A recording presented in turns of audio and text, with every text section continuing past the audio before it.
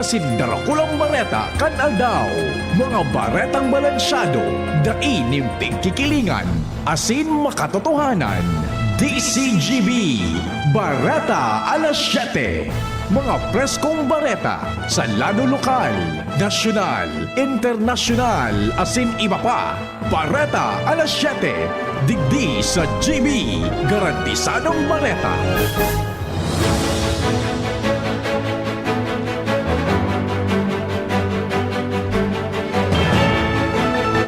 Huwebes ngunyan, pecha 23, bulan na Hulyo.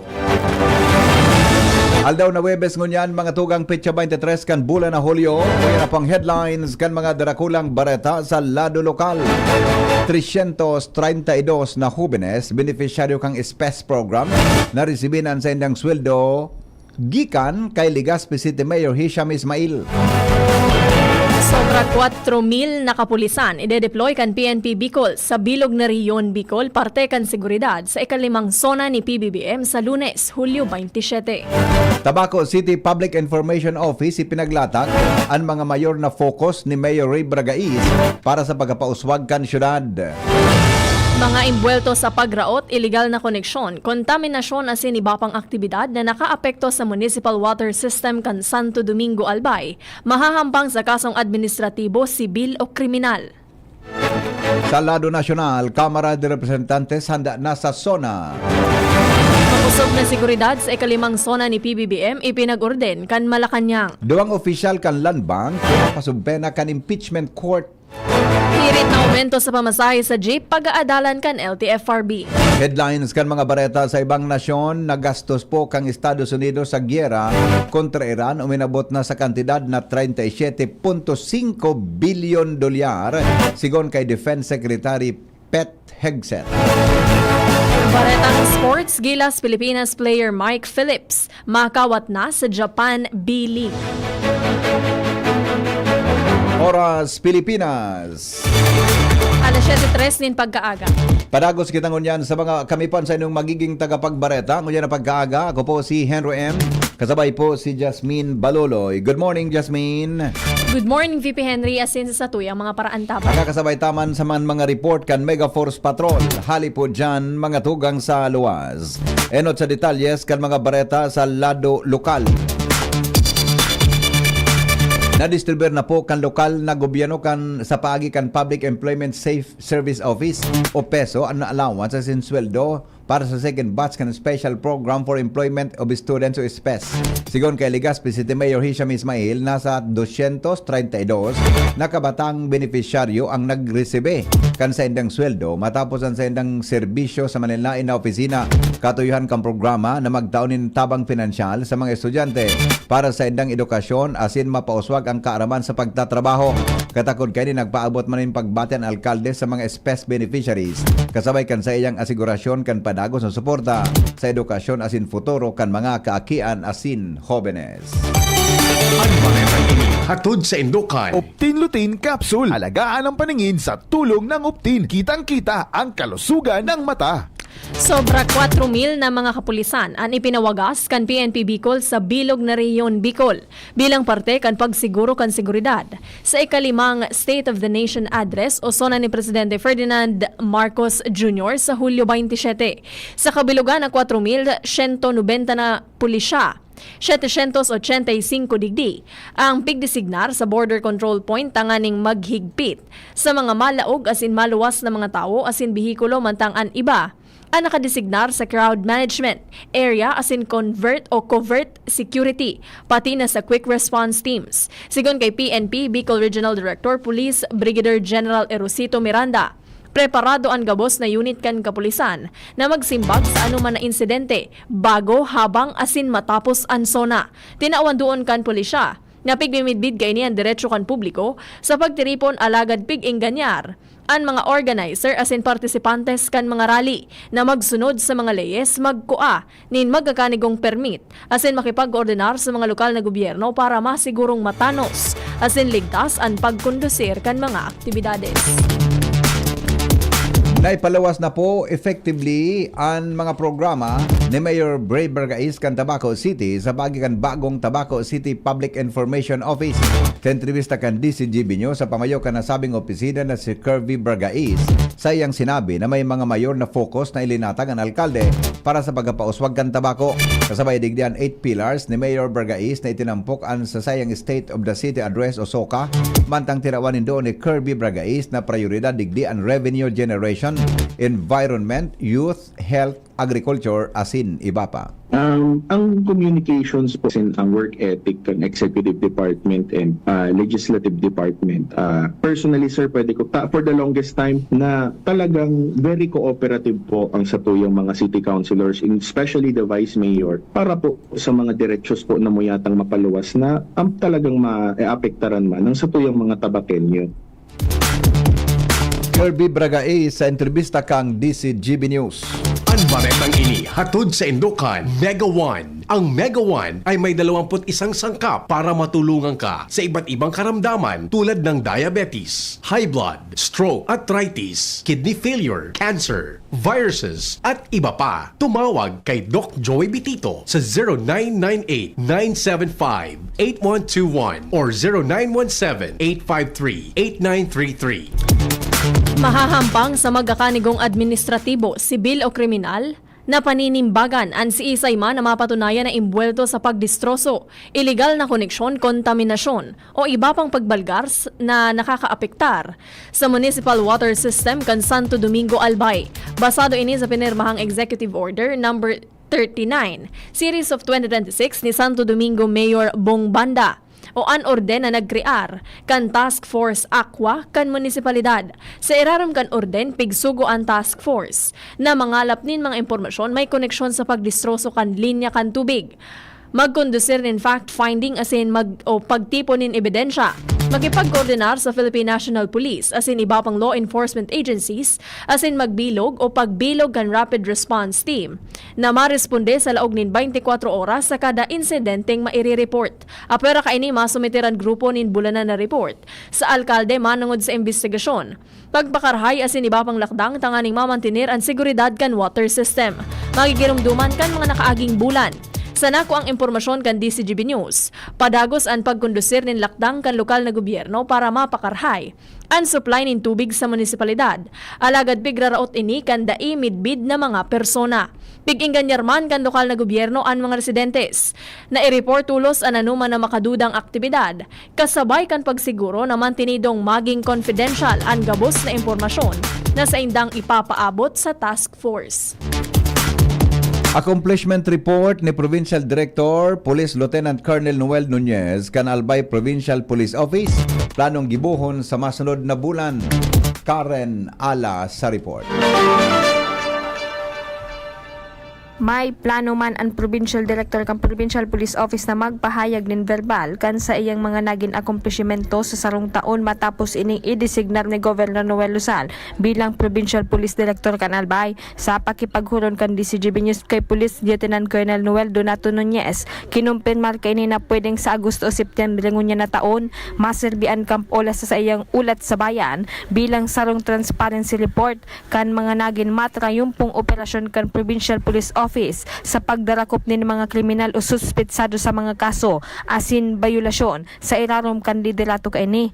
Matatandaan si Police Lieutenant Colonel Nunez ipinag-appoint ni Governor Rosal bilang Provincial Director kan Hepatura kasunod kan na pagkagobernador kaini sa gobyerno provincial kan Albay bilang kasalidan ni Police Lieutenant Colonel Julius Año Nuevo. Karen Ala, DCGB News. Peso Tabako, liwat na naghatod nin mga bagong trabahadores sa mga kumpanya sa Batangas City. Detalles kan Bareta kay Jomar Bien. Liwat na naman na nagpadaranin mga trabahadores ang Public Employment Service Office o Peso Tabako sa sarong kumpanya duman sa Batangas City. Kasuod ma 181 na mga trabahadores hali sa Primer Distrito, Segundo Distrito, Tercer Distrito kan Albay asin sa Probinsya kan Sorsogon ang inibahan mismo ni Peso Sosimibueng Konseho pasiring sa Batangas para iato din mga ini para makapagtrabaho nin anum na bulan na probationary employment sa sarong kumpanya duman. Sinabi ni Bueng Consejo na ang 81 mga trabahadores na ini iyo ang produkto kan ginibunindang recruitment sa tabang kan Ligao City asin Legazpi City kung saan ang Tabaco City ang naging sentro kang gabos na pag-aasikaso kan mga ini.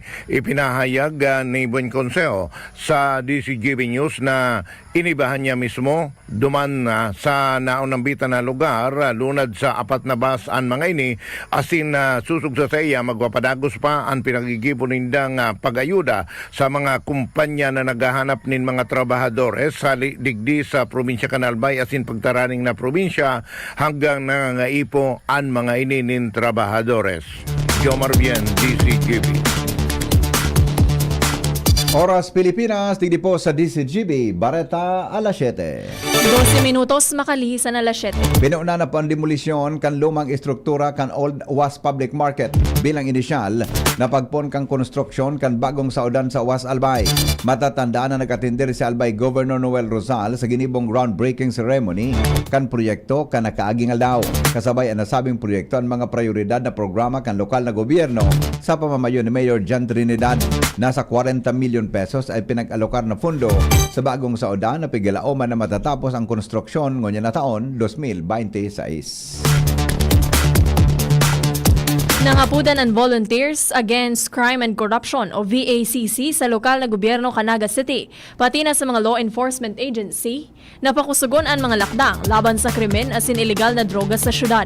Sa ipinaluwas na statement of concern, kan VACC na pirmado ni VACC Legal Counsel, Attorney Carlos Cortez Jr. asin Chairman Kamsur Naga Efren Ramos. Sa indang ipinahayag ang kahaditan sa naglalalang sitwasyon kan seguridad sa Naga City, partikular na pinagpangapudan kan grupo sa NBI, Naga City Police Office, asin CIDG Naga, napakusugon ang paghampang nin ebidensya o paghahanap nin ebidensya, asin gumamit nin mas advance, asin scientificong paagi sa investigasyon para mapakusog ang mga kaso asin mapanimbag ang mga sospek. Biging ganyarman kan VACC ang lokal na gobyerno na sa giraray na hilingon ang mga abilableng resources tanganing masuportaran an intelligence as in law enforcement operations sa syudad. Ang pangapudan kan grupo may koneksyon sa mga krimen sa Naga City. Kaibahan na ang pagagada ni Lisel Permanale. Pati na ang mga kaso ni na Rochelle Bandojo, Rosalie Moseros na padagos na nagahanap nin hustisya. Pinagmidbid kan Collion Foundation Incorporated o CFI ang Albay Provincial Health Office o APHO bilang Outstanding Tuberculosis o TB Program Implementor o partner level bilang parte kan selebrasyon kan ika-50 anibersaryo kan organisasyon. Sigon kay CFI Chairperson Alberto Lim, pinagmidbid ninda ang nakatabang sa mga tuberculosis active case finding sa Calabarzon, National Capital Region as in Region Bicol. Dagdag pa niya na ang pigmidbid na ini sa pagpapautob kan opisina kan programa laban sa helang sa padago sa pagpapahiwas kan dekalidad na serbisyong pansalod para sa mga albayano. Pinasalamatan man kan IPHO ang Collion Foundation sa rekognisyon asin iba pang pag-asigurar na padago sining magpapautob kan mga programa laban sa tuberculosis basado sa kamautan kan gobyerno probinsyal na maging TB-free ang Albay. Pigi-imbestigira na kan Baaw PNP sa Camarines Sur ang nadiskubring bangkay ninda ipa naming midbida na babae sa sarong umahan sa Kalabaan Kanaiya Road, Zone 6, Barangay Santa Teresa, Baaw, Camarines Sur, kasuod mang aga Hulyo 22. Sigon kay Baaw PNP Chief Police Major Engilbert Toraldo, sarong paraoma ana diskubre sa biktima na nakalubog sa dugi. Bandang alas 8 nin pagkaaga kung sa iyang ining inireport, tulos sa mga autoridad. Tulos man na nagresponde ang pulisya, isinarado ang lugar, asin pinangatamanan ang mga posibleng ebidensya. Pigahanap man kan Baaw PNP ang asistensya kan scene of the crime operations para sa forensic examination as in technical na pagproseso kan crime scene. Sa presente pigrehistro ang insidente bilang death under inquiry mantang pig-aram ang pagkakamidbid kan biktima asin ang kausakan sa iyang pagkagadan. Katakod kaini nga apodan si Toraldo sa publiko lalo na sa Sa mga nawawarang babaeng paryentes na makipagkoordinar sa hepatura, tanganing makatabang sa investigasyon. Bigla dawan ang biktima na may langkaw na 142 cm asin ultimong nahiling, nakasulog nin berdeng blouse asin pulang short pants. Daraga covered court, panunintawa kasubanggi, Team Daraga, sinausawan ang Team Libon sa nagpapadagos na Governor's Cup Basketball. Joshua Bino sa report. Nakasadiri nin teritoryo kung kaya talagang day pinaporma kan grupo kan Daraga ang mga dayo ali sa munisipyo kan Libon. Ini sa kawat na basketball katakod kan nagpapadagos na Albay Governor's Cup 2026 kung sain sinausawan Daraga ang Libon sa score na 86-72. Ang kawat ginibo kasubanggi sa Daraga covered court sa diring Baluarte kan grupo kan Daraga kung kaya maugmang nag-uli ang mga miron. Ang Daraga ngunyan igwala rin tulunggana asin sa rong daog. Dagdag na bareta, Joshua Bino, DCGB. Mga tugang oras Pilipinas. Habang kamo nag-aantaway rig po sa DCGB Bareta alas 7. 17 minutos makalihisan na alas 7. Magbabalik kan iba pang Bareta sa lado nasyonal. Kalipas kan mga patalastas. DZGB Bareta alas 7. At ngayon, ang pinakabago, ang pinaka-epektibong food supplement na mabusising ginawa sa Amerika at matapos ang 3 taon, aprobado na ng FDA. Mega One, ang evolusyonaryong produkto na nagtataglay ng 21 natural na mga komposisyon na nakatutulong upang palakasin ang immune system at ang ating kalusugan. Para sa karagdagang impormasyon, maaaring pumunta kay Doc Joey Bitito sa Barangay 18, Cabangan West, Legazpi City, kaharap lang ng Bangko Sentral ng Pilipinas. O tumawag sa 0998-975-8121 or 0917-853-8933 para sa free consultation sa natural medicine. bisitahin din ang aming Facebook pages, Mega One-Superfood at NHC Bayanihan Official. Mega One, evolusyon para sa kalusugan. Maugmang ipinipresentar kan lokal na gobyerno kan ginubatan sa pamamayo ni Mayor Gemma Ann Onhoco asin kan Sangguniang Bayan ang Longganisa Festival 2026. Kapangang bulan na panunin maugma asin kapakipakinabang na mga aktibidad na mapon Agosto 1 sundo Agosto 15 ngunya na taon. Day 1, Agosto 1, Holy Mass, Agri-Fair Opening asin opening kan Beer Plaza Pagkabanggi. Agosto 2, Zumba Competition. Agosto 3, Tree Growing, PWD Day. Agosto 4, Youth Service Day. Agosto 5, Peso Job Fair sa Ofracio Pavilion. Agosto 6, Bloodletting. Agosto 7, Ginubatan Got Talent. Agosto 8, Ginubatan Bodybuilding and Physique Showdown. Agosto 9, Ginubatan Half Marathon asin pauragan sa Ginubatan Kickboxing. Agosto 10, Ligtas Tigdas Program asin ang pinakaabangan, kulinarya asin Longganisa Budol Fight. Agosto 11, Street Dance Competition. Agosto 12, LGU Program asin Services Orientation for Barangay Officials. Susundan kan Youth Day. Agosto 13, Civic Parade and Seniors Citizens Night. Agosto 14, Airsoft sa Oval asin Procession sa Banggi. Agosto 15, Agri-Fair Closing. Holy Mass in honor sa patron saint of Our Lady of Assumption. Tara na, pasyar na sa Ginubatan. Agosto 1 hanggang Agosto 15, Longganisa Festival 2026. Longganisa, Ginubatan, sarabay sa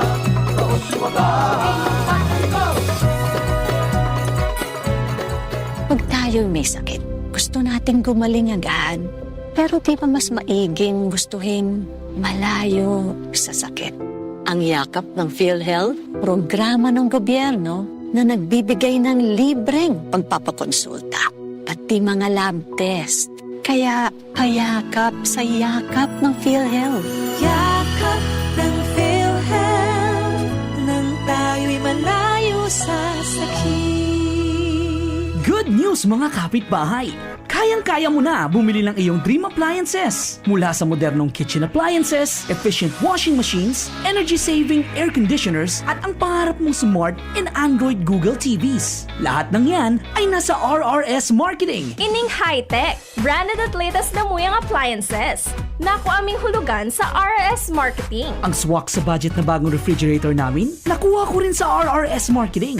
At di lang yan, Sa mga warranties, wow! Sulit na sulit! Pwede sa inyong school, sa bahay, sa opisina at sa inyong negosyo. Kaya ano pang hinihintay nyo? Punta na sa RRS Marketing region-wide. Durable, sulit, di kalidad, at abot kayang appliances. Sain ka pa! Siyempre, sa RRS Marketing na! Basta appliances, sa RRS, yes na yes! Ready to experience exciting rewards and luxury gaming. With New Star Online, get a chance to win through multiple daily leaderboards, from bingo big wins and daily bets to daily claim and welcome rewards, plus a variety of rewarding promotions available every day. Download the New Star Online app now and elevate your gaming experience with more daily rewards. For EGLD reference number MKTG-2026-0940, 0941, 0943, 0946, 0947, 0949, and MKTG 2026-1210. Gambling is for persons 21 years old and above only. Gambling can be addictive. Know when to stop. Email responsiblegaming@pagcor.ph.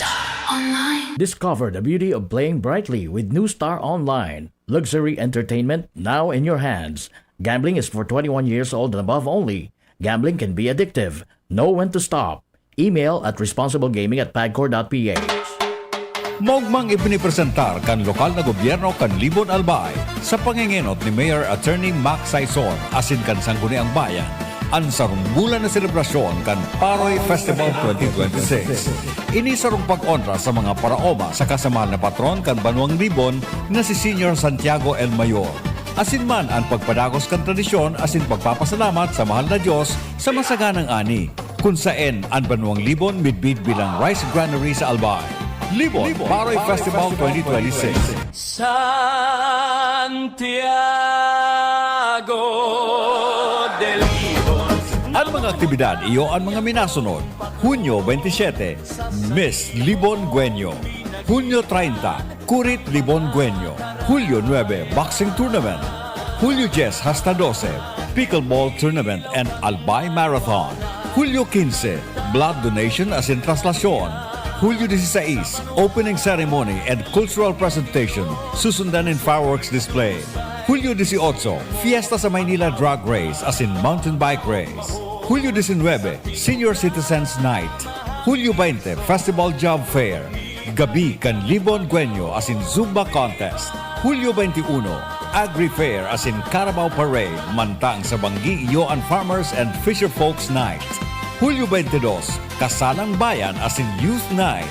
Hulyo 23, Civic Parade as in Miss Libon. Hulyo 24, Procession of Barangay Saints. Hulyo 25, ang aldaw kan kapiestahan kan mahal na patron St. James the Greater, Senior Santiago El Mayor. Sa ngaran ni OIC Tourism Officer as in Festival Coordinator na si Miss Cassie Avila.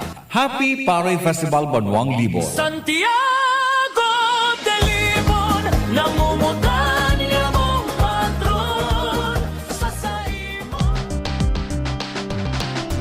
Tara na, sabay ka na. Tara na, saan ka ba pupunta? Maraming mabibili sa presyong abot kaya. Huwag magalinlangan, huwag mag-isip. Shopping need not be expensive.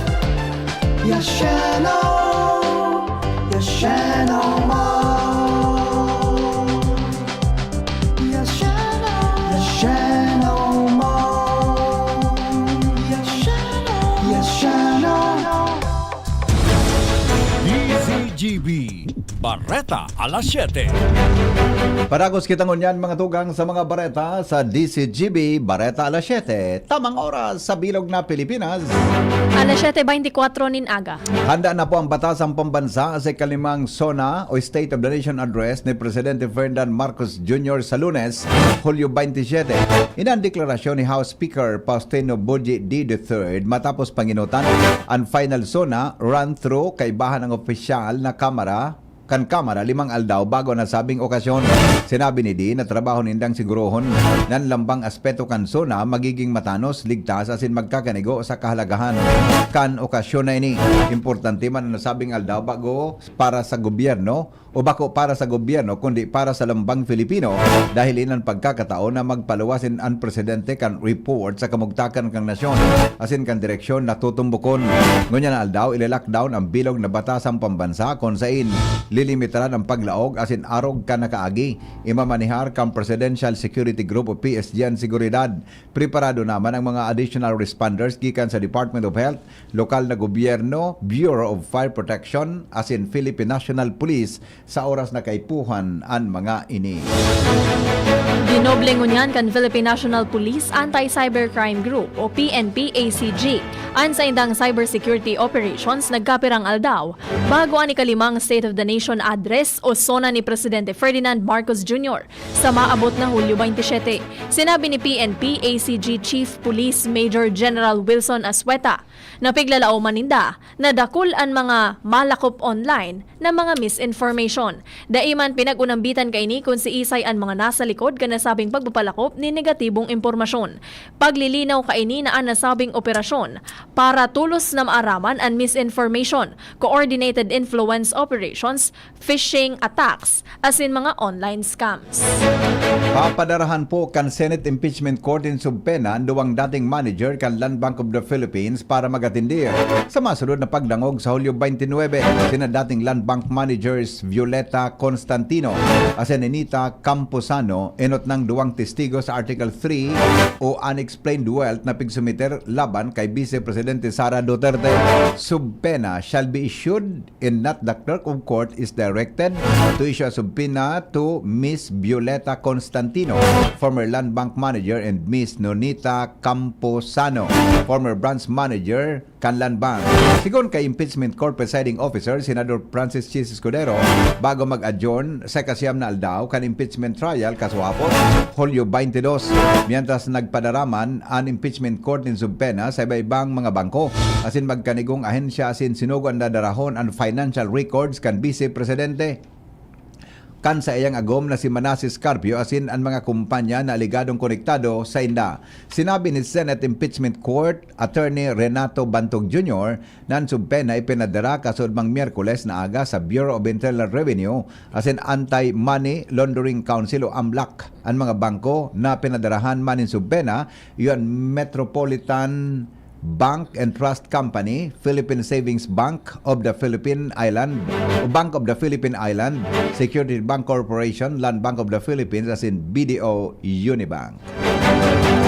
Pag-aadalan kan Land Transportation Franchising and Regulatory Board o LTFRB ang magakanigong adjustment sa pamasahe kan mga public utility jeep. Ini sa tao kan pangapudan kan grupong Manibela Federation of Drivers, Commuters and United Transportation Terminals asin kan nakapinjenteng petisyon kan piston o pagkakaisa ng mga samahan ng tsuper at operator nationwide para sa 10 pesos na dugang na minimum na pamasahe.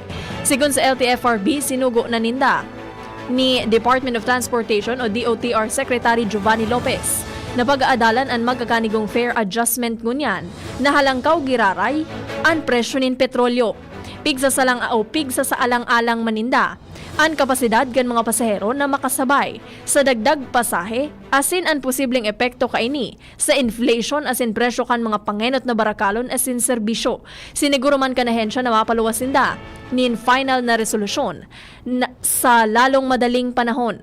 Mientras napadagos man ang pagtataon ninda nin fuel discount sa mga public utility vehicle asin pag-aadalan man ang pagpapahiwas sa mga sakop kan programa.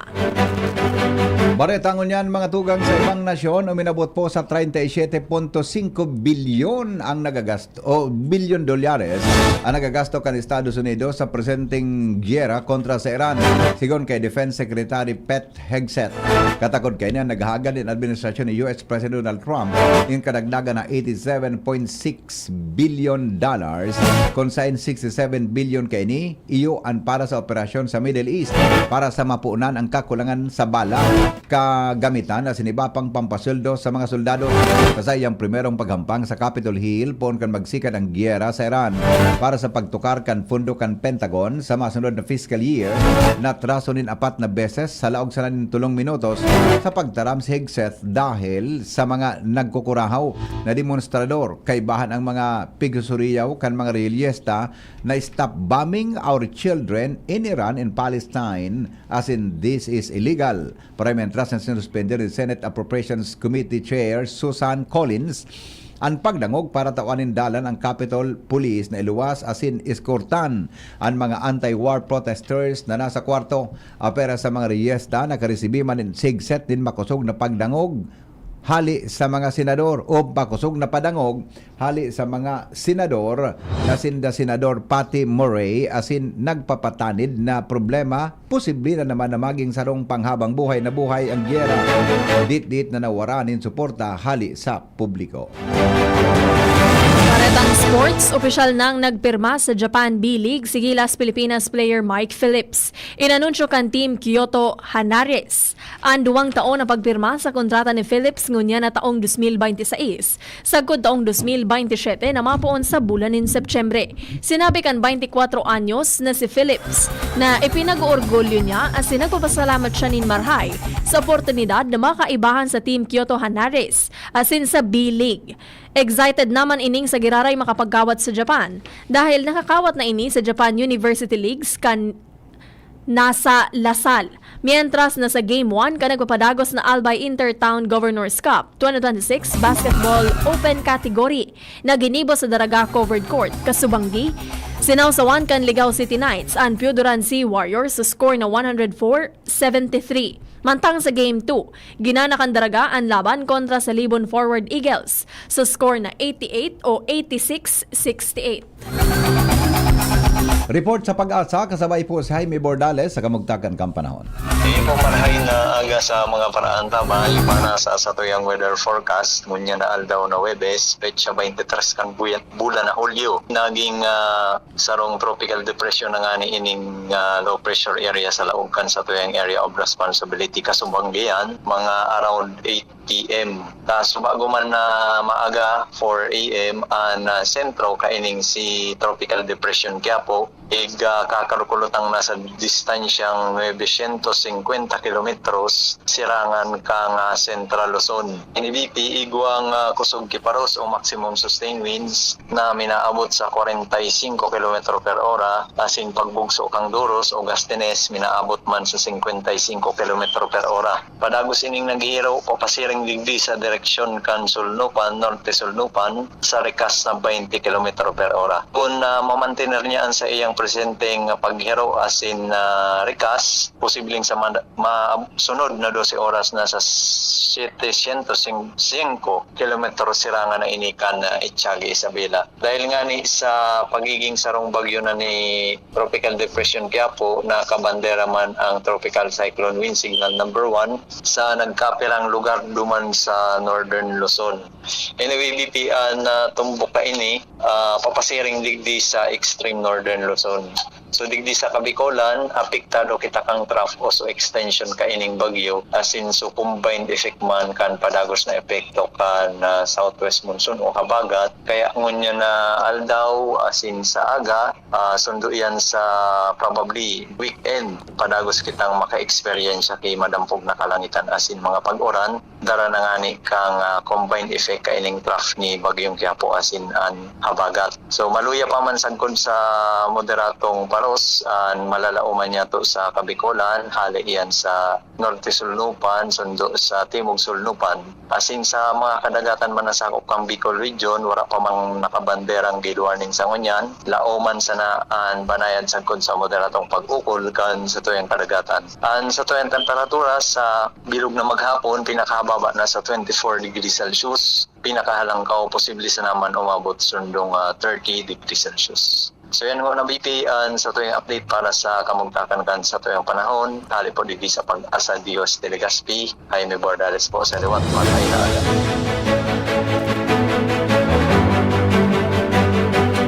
Mga tugang, sa inyo pong nadangog ang DCGB Bareta alas 7. Oras muna sa buong kapuluan.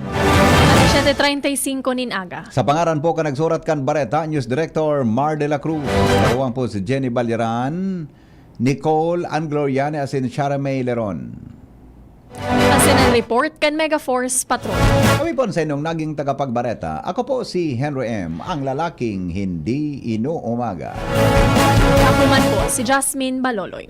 Salamat kan sa inyong pagantabay. Ang hapot, masunod. Makalipas lang ka nagkapirang mga patalas. Nandyan ang DCGB, Barata alas 7. Abangan giraray sa aga, an hapon, masunod na, pagkalipas lang kaini. Tuhod, siko, baywang,